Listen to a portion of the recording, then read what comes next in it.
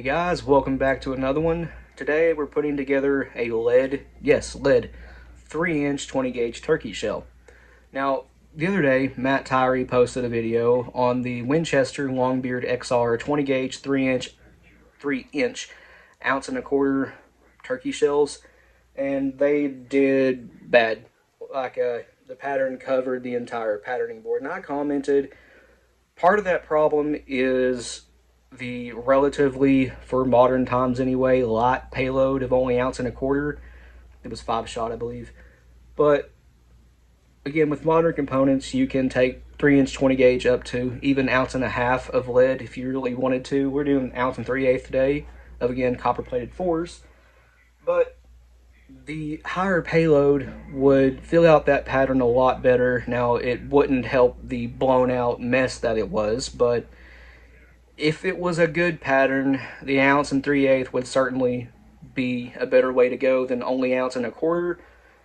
If I were working at Winchester, I'd be pushing for, hey, let's get this up to at least ounce and 3/8 of shot instead of ounce and a quarter, because that's kind of, in my opinion, limiting what a 3-inch 20 gauge lead turkey shell can do. We're in 2025 with powders like this that can greatly increase your payload in the smaller gauges and especially in the big gauges. But I think Ballistic Products has a recipe similar to this, or a few actually, that they call the Little Giant, which is a pretty cool name for it actually. I wish I had come up with that, but I didn't. But that's okay. We can still call this a Little Giant recipe.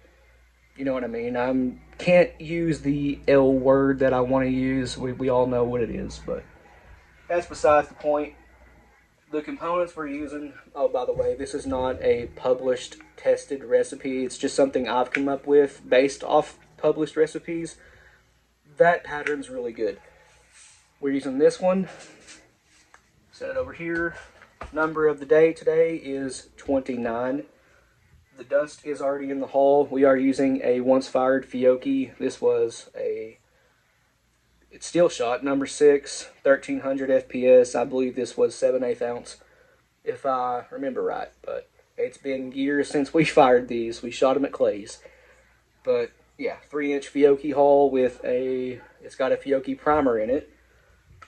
And the dust is already in here. The wad we're using, Ballistic Products BP 2092, which is a really good wad. However, if you get these, I'm not sure if they still have this problem, but they used to. These are a stitched wad, as I think you can see. And sometimes with stitched wads, this one in particular, it was a major issue for it. Again, I'm not sure if it still is, but you definitely want to go ahead and break the stitching loose, because if you don't, there's a good chance that the pellets will not leave this wad, and it'll ruin your pattern. I've seen people post it all over Facebook.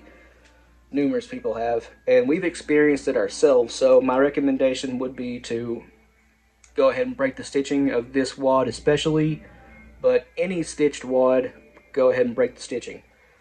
That being said, the MG42 12 gauge wads, we've never had one not open on us. I don't think that you really need to break the stitching on that wad, but it's best to do it just as a precaution. So, after the wad, we're not using any filler here today. It's just powder, wad, shot, buffer, crimp. But we are using 1 3/8 ounces of copper plated number 4s. I have them in the strainer because I didn't have anything else nearby besides the multitude of TPS wads sitting here I could have put it in. So I used the strainer. But yeah, we have 1 3/8 of copper plated 4s. You can use any shot size you want. Number 4 shot is the biggest size that will all fit in this wad, and the top row is actually ever so slightly, like 1/2 mil, overstacking the wad, which is okay. During setback, it'll all be in the wad. It's fine. But number 5 and number 6 shot all will fit inside the wad. For the buffer, we're using this one, which is my favorite of all time. This is Ballistic Products BSB buffer. It used to be called ITX. And honestly, the ITX jugs had a much cooler design in my opinion. They had some yellow and red and some nice looking colors going on, fancy design, and this is just stripped back to look like the number 47 and original buffer jars, which isn't bad, but it just doesn't look as cool to me. But again, not again, but looks don't matter. This buffer was sent to us 2 jars by one of you guys, so big thanks to him. But yeah, BSB buffer, you don't have to use BSB. Any buffer will work just fine. This is just like the mix number 47 with what I believe is mica wad slick mixed into the buffer, which sort of lubricates everything, makes it pretty slick. It's just a really good buffer in my opinion, but that's all this is. It's very simple. So let's go ahead and get started. The dust is already in here, BP 2092. You can also use the TPS wad here, which would work just fine. The TPS wad might actually pattern a little bit better because this wad has thinner pedals. It's a little bit more flexible. The TPS 20 gauge wads are actually an LBC wad. They have thicker pedals. Should pattern better, but this one patterns really good nonetheless. So after that, 1 3/8 of shot size of your choosing, whether it be 4, 5, 5.5, 6, 4.5. Just keep in mind that 4 shot is the biggest size that will all be in the wad. And again, it is overstacking it by like 1/2 mil, not enough to even worry about. But that is a beast of a 20 gauge shell, 1 3/8. It's common in 12 gauge. It's a lot easier to do in 16 than it is 3" 20, but as you've seen, that's pretty easy to do. Where is my buffer? There it is. Lee 2.2 cc dipper. This just needs 1 scoop. Maybe a scoop and 1/8. That is overstacking it a little bit. That's typically where I like it. And as you can see, it won't take any more than that. Vibrate that down. That should be all the buffer this thing will eat. Yeah, it's not taking any more. I had that on there for a good 30 seconds. And the buffer is flush with the top row of pellets. That's all it'll really take. Now, I don't have a 20 gauge press set up. However, I do have my 16 gauge press over here. If you don't know, the Lee Loadall 20 and 16 gauge presses are exactly the same. The only difference being the final crimp tube. Obviously, for the 20 gauge, it has a 20 gauge final crimp tube. The 16 has a 16, but anyway, front station is the 6-point. And for that, you want a crease between the 2 points facing you. The 8-point is the back station, and again, a crease between the points facing you. The 12 gauge is completely backwards of that for some reason, but we need the 20 gauge capacitor. Let me find it. I think it's right here. Yeah. 20 gauge capacitor. This isn't really needed, but since I have it here, why not use it? Hit it with the capacitor. Worked out pretty well with that one. Now again, this is not a 20 gauge press, but someone in the comments about, I don't know, 3 months ago did point out that the 16 gauge Lee Loadall will actually crimp 20 gauge shells too. I did not believe him, but it does. Watch this.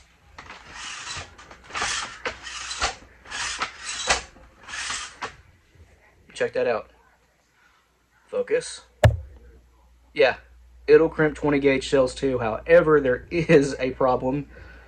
It's hard to see on camera. That crimp mouth is belled out. You will have to hit this with a crimp finisher, a GOT BN2 or OMV, whatever you have.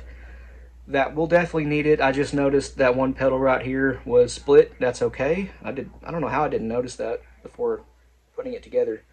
But yeah, that crimp pedal is split. This might not be a once fired, it might be a twice or 3-time fired hole. That's okay. It don't matter. It's gonna hold. And just to, I guess, prove, not that I really need to, that this is a 16 gauge press. See, that is 16 gauge. And somehow, it also works for 20. I don't know. I guess it's the same way this one works. This is my 10 gauge Lee Loadall. I converted from a 12. I know I say that a lot in these videos, but this will do both 10 gauge and 12 gauge without changing a thing. It's just weird how that works. This still works for 12 gauge because it was originally a 12 gauge press, but it does the same thing. It bells out the top of the shell. But I will say, it does make some dang nice looking 10 gauge shells. Anyway, all that's left to do here is hit this with a BN2 or any sort of crimp finisher you have, then it'll be ready to go. And of course, pattern these to make sure they pattern good out of your gun and your choke. We are just using, well, it's a fixed full Noble 20 gauge, really old pump, a really dirt cheap, not very good quality pump. However, it's fixed full, but it's not actually full. It's actually a turkey full. It's stepped down to 575. We measured it. It's we didn't expect it to be that tight, but it is. I guess being a dirt cheap, really old pump, they probably gave it a really tight choke on purpose just so it would pattern good. I don't know. But this pattern's really good out of that thing. Okay, here's the end result. I think you can see this does have a very pronounced taper on it now. The crimp is a little deeper set, not that it needs to be. And it is perfectly uniform, even all the way around. That is a really, really nice looking shell. I had to get a better view for you guys. The lighting is awful tonight for some reason. I think it's the white shirt I'm wearing, but as you can see, that is a really, really nice looking crimp. Aside from that one split pedal, again, I did not notice that before putting this shell together, or I would have used a different one. That's okay though, they can't all be perfect. Anyways, I saw Matt's video the other day and I commented explaining how 20 gauge can go up to like 1.5 ounces now with modern components. And I got to thinking, hey, why don't I make a video on that and just show it? I know I've made a few before, but it's been probably 2 years ago now since the last one, and this is the most recent iteration of the heavy 3-inch 20 gauge lead turkey shells that we've done. And probably the best one so far.